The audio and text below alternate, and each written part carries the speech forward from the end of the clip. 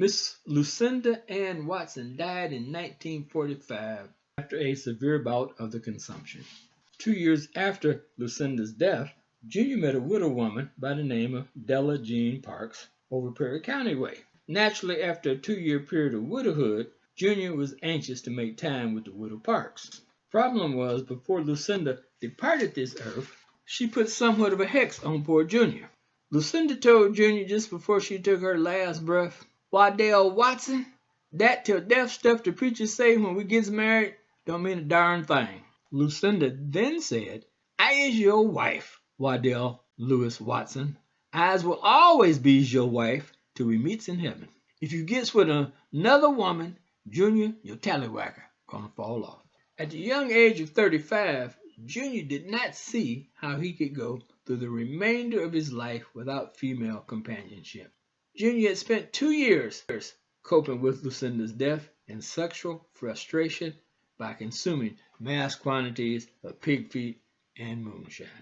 During the course of the meal, Granddad noticed Junior did not have his usual appetite because Junior had only eaten 2 helpings of pig feet. Granddad commented to Junior about having lost appetite and asked if something was bothering him.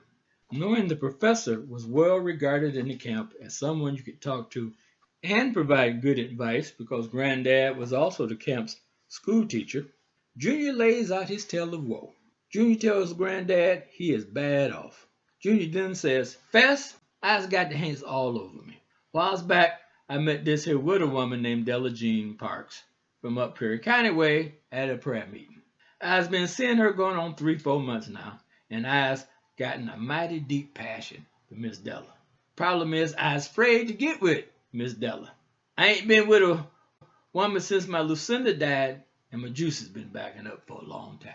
Granddad says to Junior, "I'm sure if you take things slow and easy and be honest with Miss Parks, she'll understand." Junior responds, "Fess, that ain't what I'm afraid of. Heck, that ain't my problem at all. My problem is Lucinda. See, when Lucinda died, she put a hex on me. Lucinda says if I get with another woman, my tallywhacker gonna fall off." Granddad, having a devious sense of humor, decides to have a little fun at Junior's expense. Granddad says to Junior, "Wow, don't think I ever seen that. Wonder if something like that would hurt. Tell you what, Junior, you need to hightail it over see Aint Bess. Bess has experience in these matters and may be able to help you."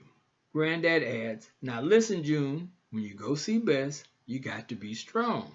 She's going to tell you no, but that's her way of getting you to offer her some money. She'll probably throw a fit, but don't let that worry you. Let her protest a while, then offer her a few dollars."